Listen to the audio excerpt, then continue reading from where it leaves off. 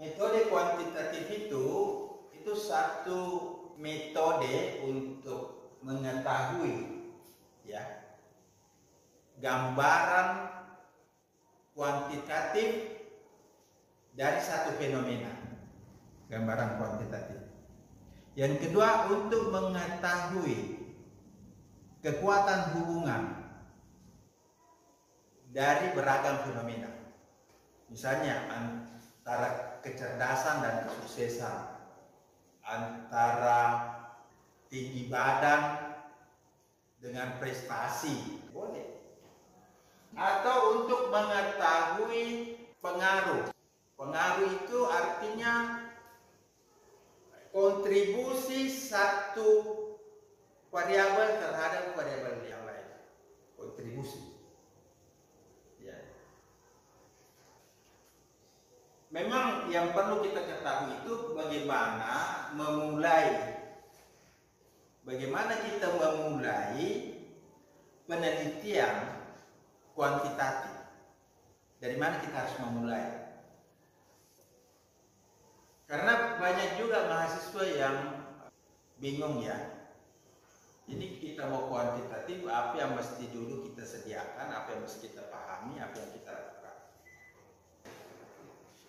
Oke, kita hapus dulu ini karena kualitatif tidak perlu kita jelaskan. Nah, saudara sekalian, ini basic sekali ya, dan saya jelaskan ini basic sekali, mulai dari tadi perbedaannya kualitatif dan kuantitatif, kemudian jenis-jenis penelitian kuantitatif. Kemudian kalau Anda misalnya berminat ingin memilih pendekatan kuantitatif, yang pertama, kalau kita ingin meneliti suatu fenomena secara kuantitatif, ya, yang pertama harus kita tentukan adalah variabel yang ingin kita teliti.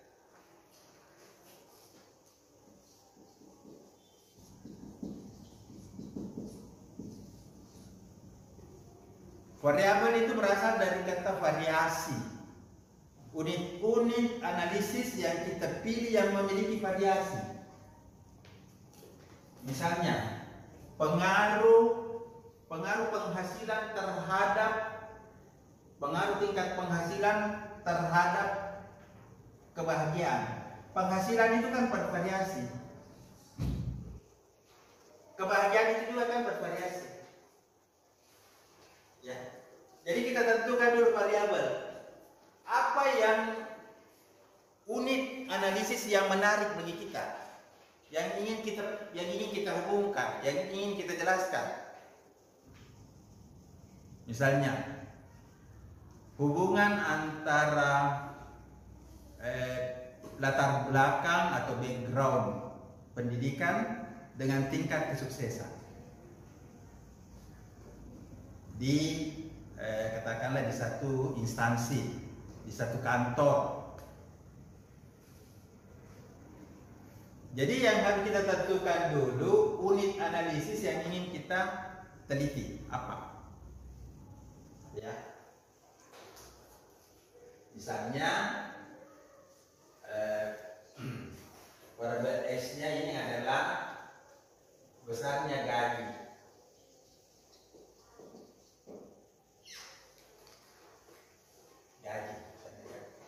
Kemudian yang kedua variabel Y-nya adalah kebahagiaan kedua. Nah, jadi kita harus tentukan dulu variabel. Nah, jadi saya kalau misalnya membimbing ada mahasiswa yang mau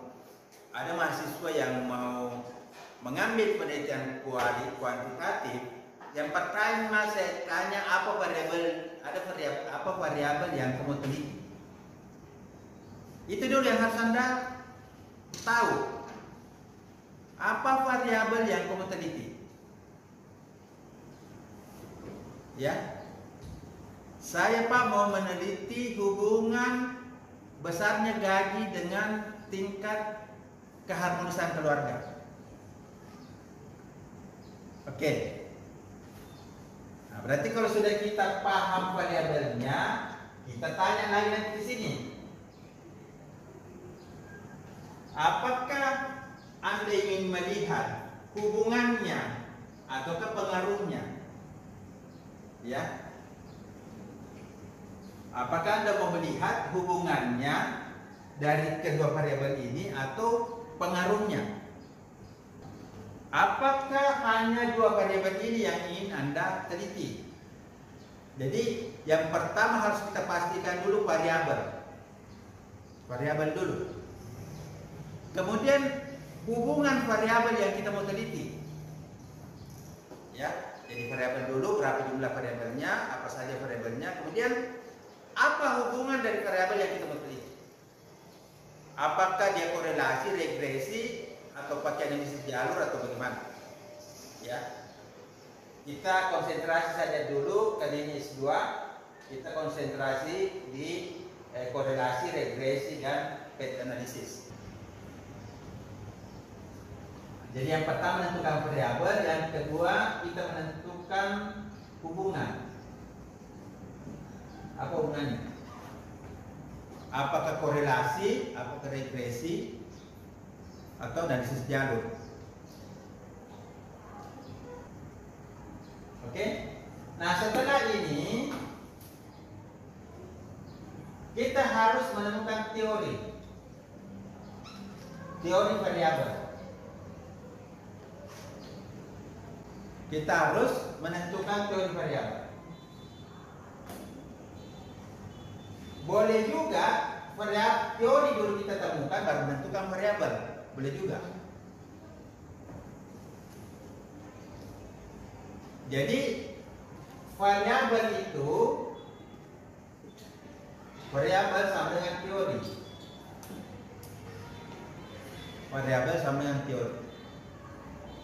Kalau di sini besarnya gaji, berarti yang harus Anda gunakan teori X itu adalah teori gaji atau teori salary atau teori penghasilan. Kenapa? Karena variabel X-nya besarnya gaji, maka otomatis teori X yang kita pakai adalah teori gaji. Kemudian untuk teori Y-nya, karena yang kita teliti adalah keharmonisan atau keberhasilan atau kebahagiaan, maka variabel Y-nya kita pakai teori kebahagiaan.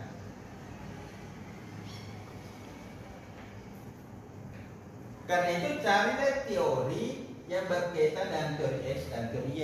Baik satu teori, dua teori, tiga teori, dan seterusnya.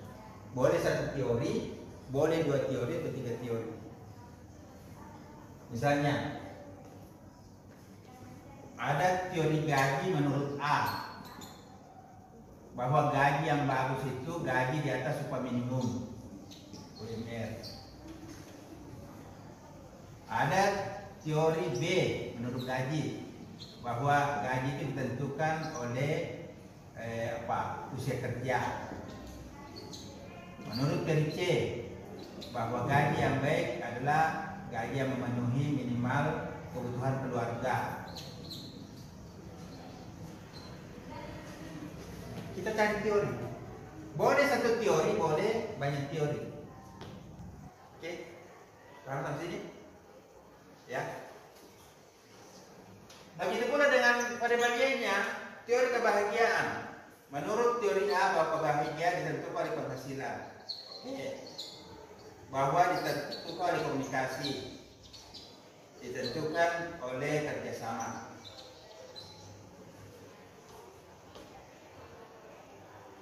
Oke.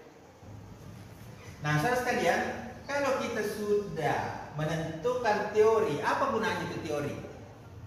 Teori itu nanti yang kita gunakan sebagai indikator. Nah, setelah kita dapat teori, inilah yang kita nanti turunkan menjadi indikator. Indikator itu adalah alat ukur. Jadi tidak bisa kita mengukur variabel X dan Y kalau kita tidak punya teori yang menjadi indikator. Indikator itu diambil dari teori. Nah, Misalnya variabel X-nya, ini kita jadikan indikator, ya. Jadi kita ini jadikan 3 indikator ABC. Jadi ini pertanyaan kita ini kita bagi menjadi 3. Indikator A, indikator B, indikator C. Kemudian A1, A2, A3, A4, A5, B1, B3, 4, 5, C1, B3, 4, 5. Jadi pertanyaan kita dalam kuesioner untuk variabel X itu 15. Itu diambil pertanyaan dari teori tadi ini. Misalnya kita tanya, apakah gajinya di atas upah minimum regional? Sangat setuju, tidak setuju, kurang setuju. Jadi yang kita tanya nanti di dalam kuesioner itu adalah penjabaran dari indikator teori yang sudah kita pilih. Nah, begitu pula nanti ketika kita membuat pertanyaan di kuesioner untuk menjelaskan indikator variabel Y, itu kita buat juga seperti itu. A1, 2, 3, B, C, gitu. Nah, sehingga kita dapat juga di sini variabel Y ini 15 pertanyaan. Jadi total pertanyaan pada kuesioner ada 30. Nah, mahasiswa sering bingung. Pertanyaan kita ambil dari mana? Berarti dia tidak paham dari mana asal usul indikator, teori, dan variabel. Jadi kuesioner yang kita tanya ke responden itu sebenarnya adalah pertanyaan-pertanyaan yang kita ambil dari teori sebagai indikator untuk mengetahui variabel X dan Y. Nah, sering terjadi mahasiswa calon peneliti meneliti gaji. Yang diambil bukan teori gaji, ya, karena memang dia tidak paham. Yang dia mau teliti pengaruh media online, pengaruh dakwah online terhadap tingkat penerimaan dakwah dan religiusitas masyarakat dalam membangun religiusitas masyarakat. Berarti variabel X-nya kita harus pakai teori media online. Yang kedua teori resepsi, variabel Y-nya teori resepsi. Nah, sering kalau peneliti variabel X-nya dipakai teori apa gitu, tidak jelas. Variabel Y-nya pakai teori apa, tidak jelas. Nah, ini tidak bisa seperti ini. Karena kita mau mengukur sesuatu harus sesuai dengan teori yang kita gunakan sebagai indikator. Nah, setelah kita dapat kuesioner, nanti muncul hasilnya ini kita tabulasi. Hasil tabulasi ini nanti kita masukkan ke SPS untuk kita analisis berdasarkan analisis ini. Jadi setelah kita tadi menyampaikan kuesioner, kemudian hasilnya kita tabulasi. Hasil tabulasi itulah kita masukkan ke SPS dan memilih analisis sesuai dengan analisis yang kita pakai. Setelah keluar hasilnya tinggal kita jelaskan. Nah, saudara sekalian, kalau Anda punya dasar sedikit statistik, Anda paham ini. Tapi kalau memang belum punya dasar statistik, pasti Anda bingung. Oh, maksudnya bagaimana? Ya.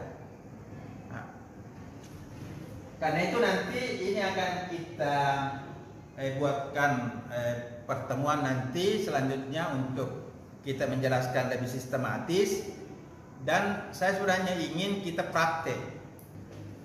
Prakteknya apa? Saya ingin kita mempraktekkan ini. Misalnya siapa yang mau simulasi melakukan penelitian deskriptif, siapa mau simulasi penelitian komparasi, siapa mau penelitian regresi, siapa mau penelitian korelasi, siapa mau penelitian regresi berganda. Dan kita simulasi, bikin data minimal 30, kemudian nanti usahakan Anda punya program SPSS, kemudian kita kasih masuk, nanti saya ajarkan caranya atau lihat di YouTube, kemudian nanti kita presentasi. Kalau saya pribadi, kalau saya mau